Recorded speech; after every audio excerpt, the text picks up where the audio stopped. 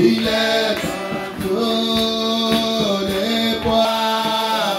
À toi la gloire, agneau de Dieu, moi bénirai ton nom.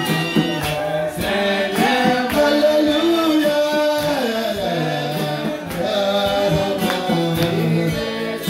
Oui, oui, oui.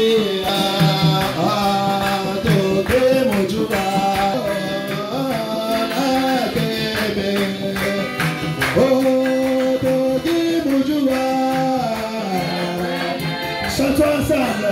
Oh,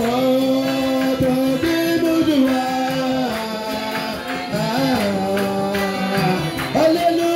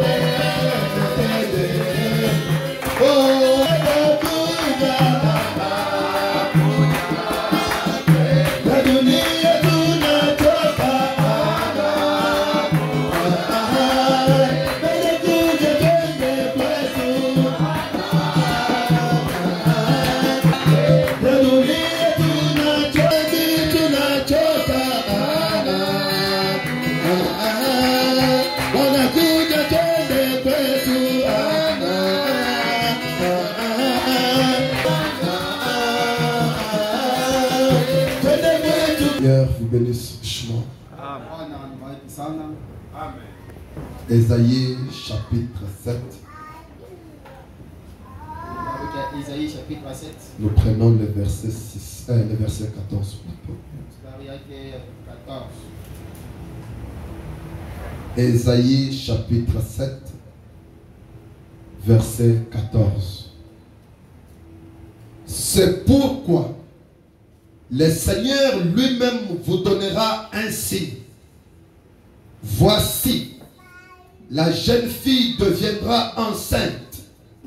Elle enfantera un fils et elle lui donnera le nom d'Emmanuel. Amen. Amen. Malachie chapitre 4 que nous étions en train de lire la fois passée. Malachie chapitre 4, Malachie chapitre 4. C'est le dernier livre dans l'Ancien Testament. Prenons le verset 2 et le verset 5. Mais pour vous qui craignez mon nom, s'élèvera le soleil de la justice. Dites Amen. Amen.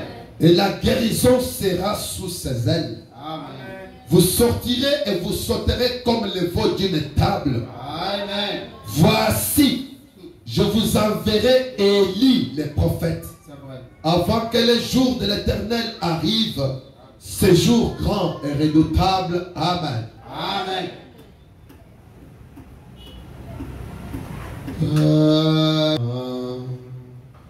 Oui, taille-moi, papa. Moi, taille-moi chaque jour, chaque question du cœur. Occupe-toi de nos vies. Occupe-toi de nous parce que tu es la seule personne qui puisse le faire. Amen. Un homme ne peut pas. Un homme ne peut pas soulager. Un homme ne peut pas détendre. Un homme ne peut pas délivrer. S'il y a une délivrance quelque part, c'est qu'il y a Dieu quelque à cet endroit-là. C'est pourquoi, ô tendre Père, en ce moment, ô Dieu bien-aimé, je consacre, Seigneur Jésus-Christ, la réunion entre tes saintes mains. Je consacre au développement toute personne qui, de l'un ou de près, est en train de nous suivre. Que ta grâce coule.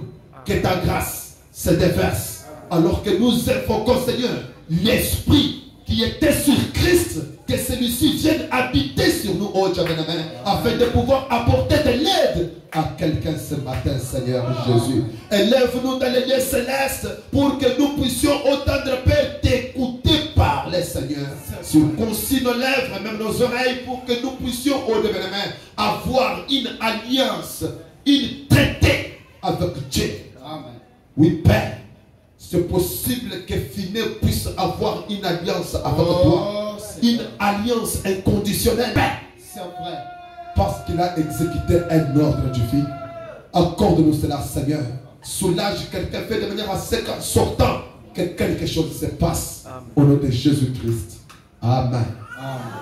Le Seigneur ajoute la bénédiction à la lecture de sa parole. Amen. Veuillez vous asseoir. Oh, salue ton voisin. Dis-lui que Dieu te bénisse. Dis-lui que Dieu te bénisse. Que les mouvements se fassent quand même sentir.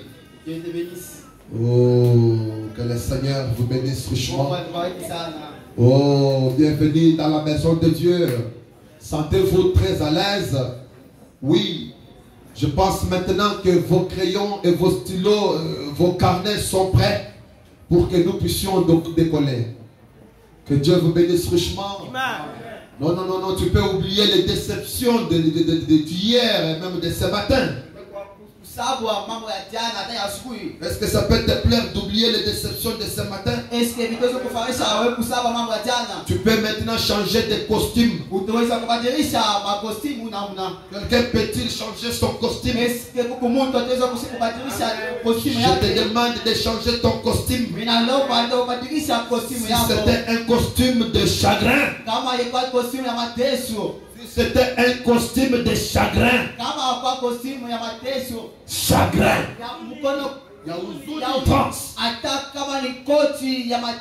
si c'était un costume de déception, laisse-moi te dire que Jésus-Christ est prêt pour briser toute chaîne. Il brise toute chaîne. Il brise chaque déception. Il a un mouchoir approprié pour sécher les larmes de celui qui pleure.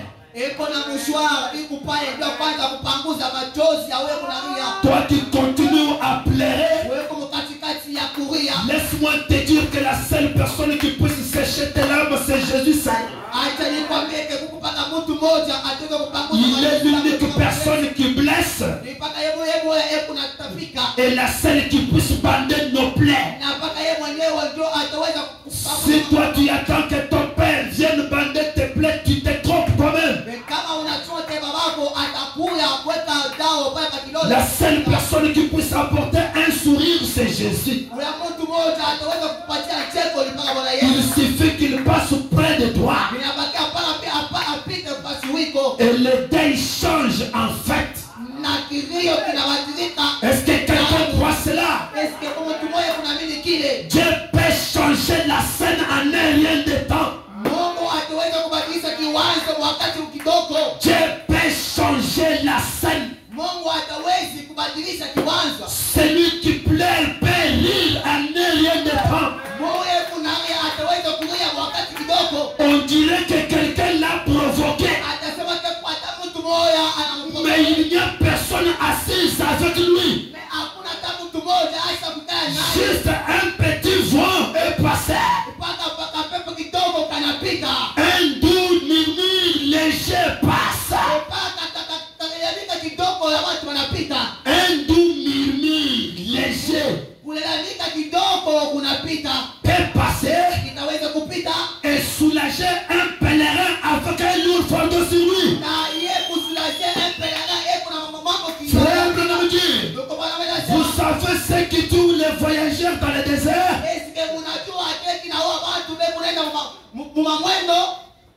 Est-ce que je le dis ici? Vous savez que dans le désert, il n'y a point d'eau. Est-ce que munajua kekuya mumadese hamuna maji? Maintenant, Munajua c'est le désespoir du chemin. ni kule kutawanyika kwa mabalabala.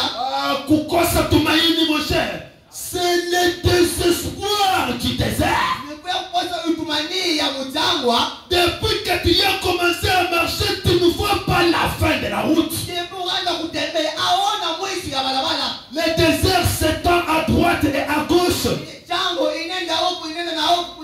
C'est ça qui tue quelqu'un dans le désert. Amen. Mais il peut y arriver que Dieu dans sa miséricorde fasse que dans un désert vous trouviez un point d'eau,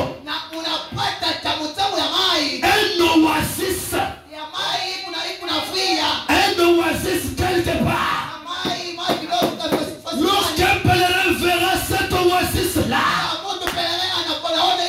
malgré le désespoir, malgré la tristesse, dès qu'il aperçoit un point d'eau, il faut mettre tout de côté. Est-ce que quelqu'un peut dire Amen? Est-ce que tu peux oublier le désespoir? Est-ce que quelqu'un peut dire Amen? Qu'est-ce qu'il fera? Il faut prendre son fardeau. Il jettera son fardeau à côté. La première des choses qu'il fera, il faut se lancer en l'air. Il faut se lancer en l'air et se jeter dans l'eau. Pourquoi? Il a eu un soulagement. Et cet oasis-là, c'est Christ. C'est Christ. La parole. La parole. Le message de l'heure. Un autre oasis. Même si j'ai des blessures du chemin. Même si j'ai des blessures du chemin. Je suis comme une biche. Sans foi là. Je suis comme une biche blessée. Je suis comme une biche blessée. Par les chants de maître. Les chants. Les chants de maître. Qui veulent ruiner ma vie. Mais moi je veux sauver ma vie. Dans ce désert. Dès que je verrai l'eau, laisse que moi je te dise quelque chose. Cette eau-là c'est toi. Cette eau-là c'est toi. Cette eau-là c'est cocher le tabernacle. Un point d'eau pour soulager un pèlerin. Amen. Est-ce que tu ne peux pas être soulagé? Amen. Comprenez. Ne soyez pas distraits, soyez ici. Un point d'eau pour soulager un pèlerin. Amen. Tu peux oublier les déceptions du dehors. Tu peux oublier toutes les choses du dehors. Dès que tu aperçois l'oasis. Amen. Parce que l'oasis n'est pas une eau comme toute eau. C'est une eau à laquelle personne ne s'y attendait pas. Du coup, oh my. Du coup, il croise une eau verte. Soit cette oasis-là dans la vie de quelqu'un. Deviens cette oasis-là. Dès que quelqu'un te rencontre, il crie. Je suis sauvé. Juste parce que la personne t'a croisé. Amen. Ne sois pas une occasion de chute pour quelqu'un. Ne sois pas une épine. Je répète. Dans les déserts, les plantes qui sont dans le désert, c'est du cactus. Leurs feuilles, ce sont des épines.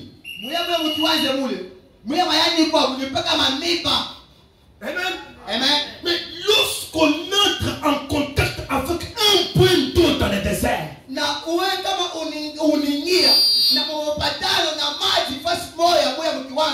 c'est un oasis. Et l'oasis, c'est le Seigneur Jésus-Christ. Et Jésus-Christ n'a pas d'autre main que les tiennes. Vous dites Amen. Il n'a pas d'autres yeux que tes yeux. Il n'a pas d'autre bouche que la tienne. Jésus n'a pas d'autre pied que tes pieds. Alors, quelle prédication tu prêches si tu es une épine? Tu ne sers à rien. Tu sers à être jeté au feu afin de nous donner du feu pour payer autre chose. Si tu n'es pas un oasis, qu'est-ce que tu peux être de meilleur? Frère, sois un oasis, serre. Pour permettre à une serre de sauver sa vie. Est-ce que je ne peux pas sauver ma vie en me cachant en toi? Laisse-moi venir faible et que je puisse me baigner en toi et trouver la force pour faire des voyages. Est-ce que tu ne peux pas dire Amen?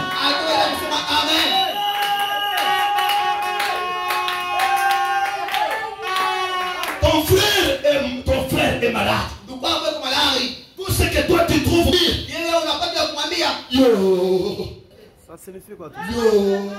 tu penses qu'en affaiblissant ton visage là, tu fais quelque chose.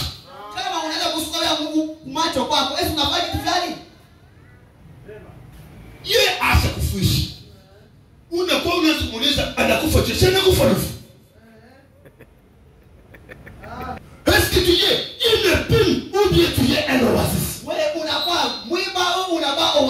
Laisse-moi te répéter. Si tu es une épine, sache que tu es un raté.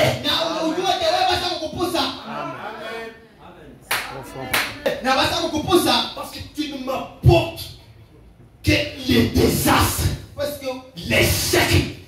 Tu ne m'apportes que les découragements. Or, quand la nuée est descendue, il nous apporte le courage, la réussite, la bravoure. Pourquoi?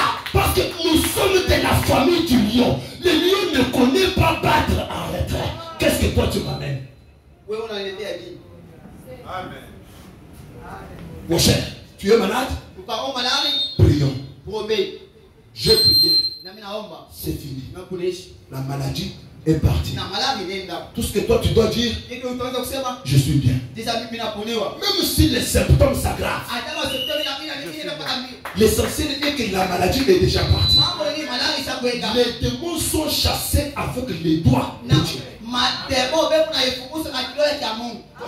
Prochaine. Ne sois pas comme tout le monde. Quel que soit votre nombre, quand toi tu te mets à parler devant une circonstance, parle comme un homme fait. Tu es dans un deuil, mais tu parles le langage de la fête. Tu parles de la résurrection. Tu as un langage très supérieur. Un langage qui parle des choses meilleures. Dans le deuil, toi tu parles de la résurrection. Dans le deuil, toi tu parles du 7e saut. Le pays te ressuscité. Je pensais que je pouvais avoir quelques fous ici. Parce que dans le 7e saut, tout le monde qui est là sont des personnes vivantes. Amen. Tout le monde qui est dans le 7e saut, c'est un pays de ressuscité. Élie et son groupe. Est-ce que vous êtes du groupe d'Élie? Vous êtes des immortels. Des personnes qui ne feront pas la mort. Vous ne croyez pas? Mais c'est la vérité. Branham ne meurt pas.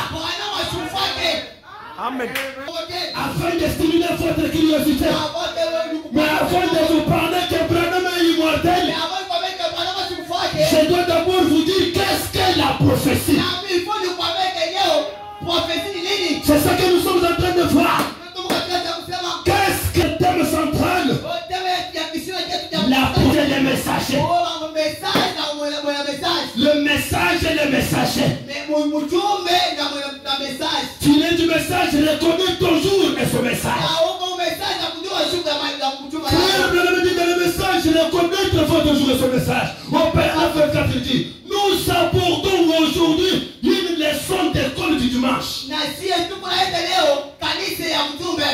Je veux que vous preniez conscience Na mimi napenda kimbeba mazaina yenu et que vous reconnaissiez les temps dans lesquels nous vivons maintenant. na mjua ni wakati kali tuko naisha hapa sasa. Prochain tabernacle, nous ne vivons pas au hasard. Nous sommes censés connaître, nous vivons à quelle époque de la vie. Tunapendeza kujua wakati ya maisha tuko naisha hapa sasa.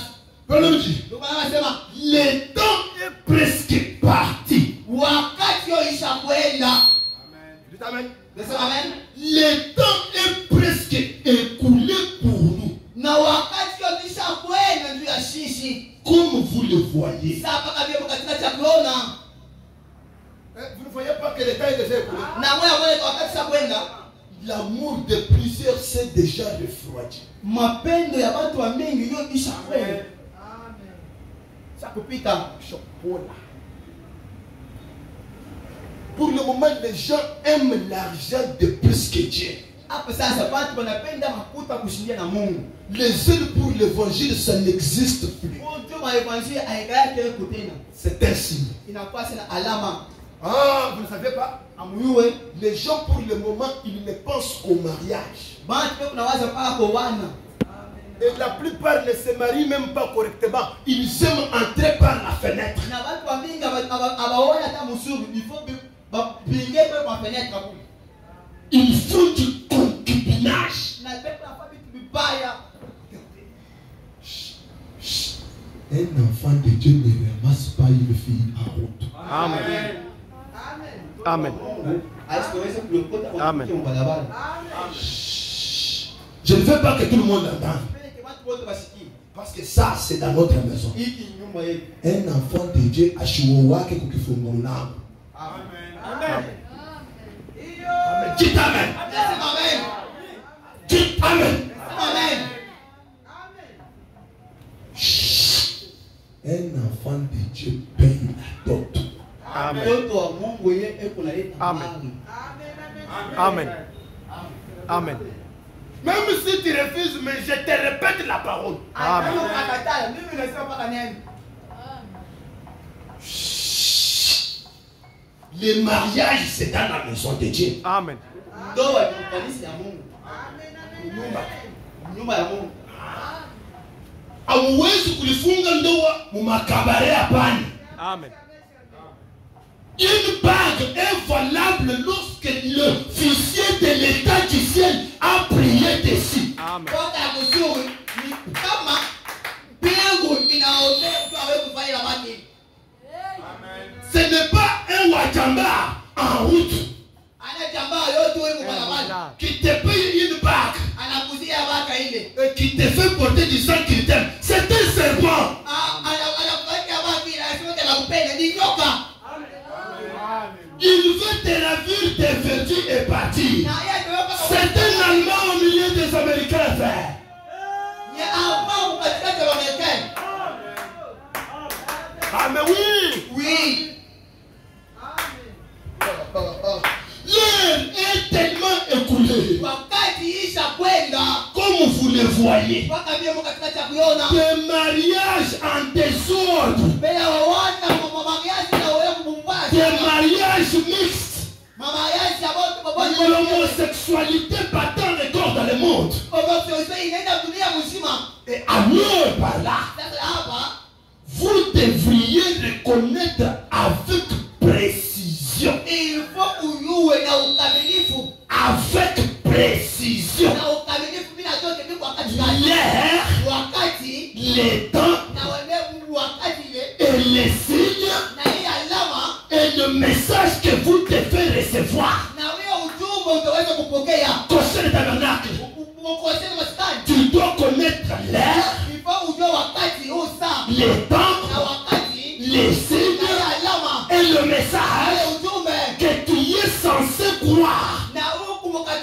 Tu ne dois pas dire amen à n'importe quoi. Tu ne dois pas croire à n'importe quoi. Dans chaque génération, Dieu a toujours eu un peuple. Et à ce peuple-là, il engage une partie de la parole pour cette génération-là. Mais ce qui est vrai, il promet au préalable. Comme il le dit dans Amos 3:7. L'Éternel ne peut rien faire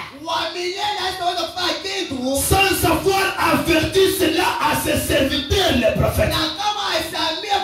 Je répète, la parole vient toujours au prophète. Non jamais à un pape catholique. Je répète, là-bas le pape n'est pas un interprète du vin de la parole. Un jour, il a promis à Abraham un stérile. À ce moment-là, Abraham n'avait pas d'enfant. Mais quand il descend dans Genèse 15, mon cher, sache que ta postérité sera esclave dans un pays qui ne lui appartient pas.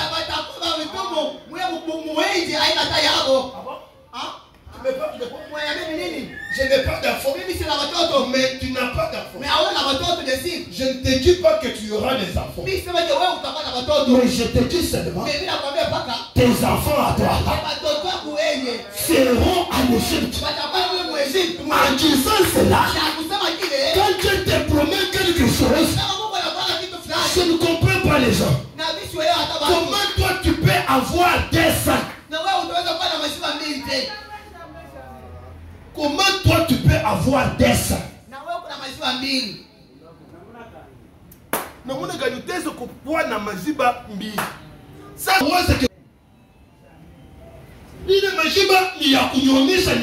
Et en toi. Donc je comprends que avant que je ne meure, j'aurai des enfants.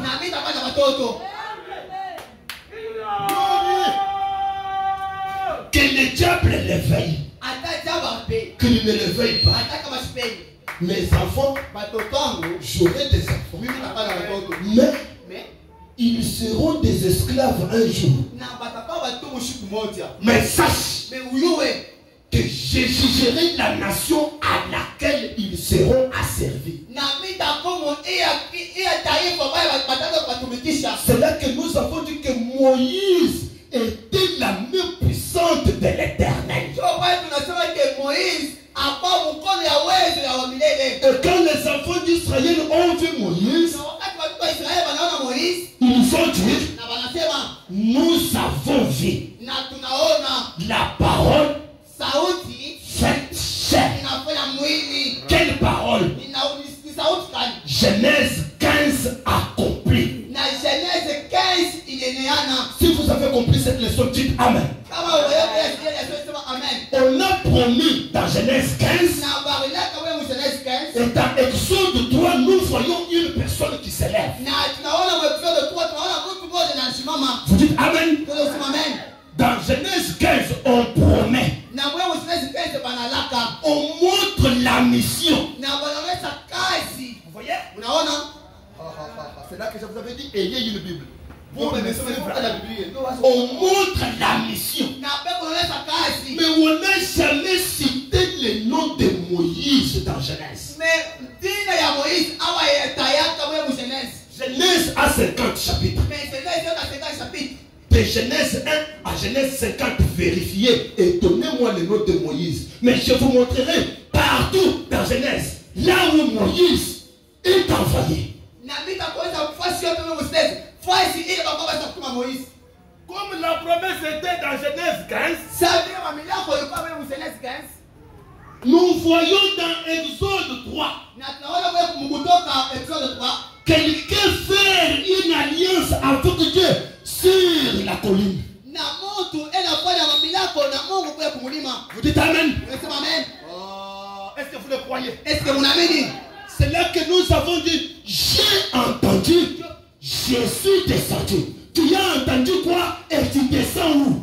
Na ndio kwa kusema je, mimi nasikia na mimi nashuka. Sasa mimi nasema unasikia wapi na unashukia wapi? Unashikia nini na unashukia wapi? Il a entendu les cris des esclaves en Égypte. Ye anasikia malalamiko ya watumwa wa Egypte. Mais au lieu de descendre en Égypte,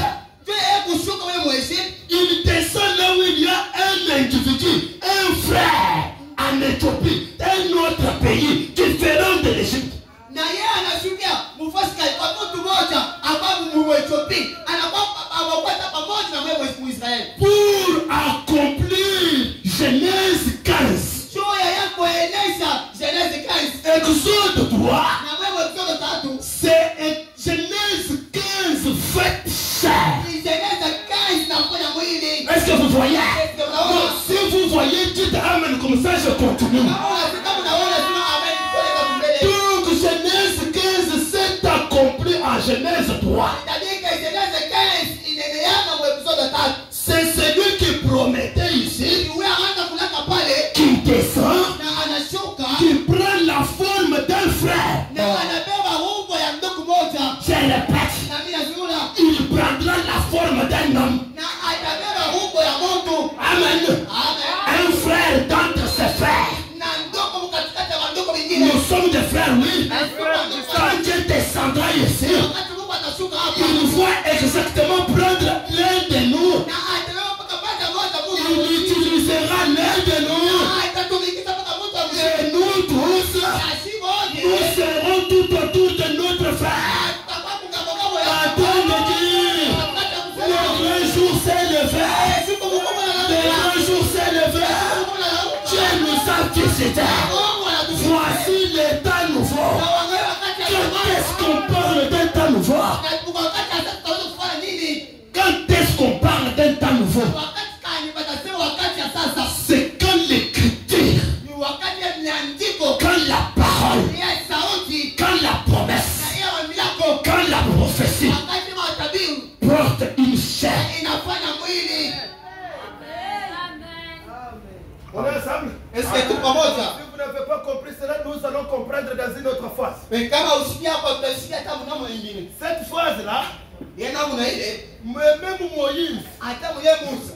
le même Moïse, Paka Musa moja moja avant son départ, na kumbea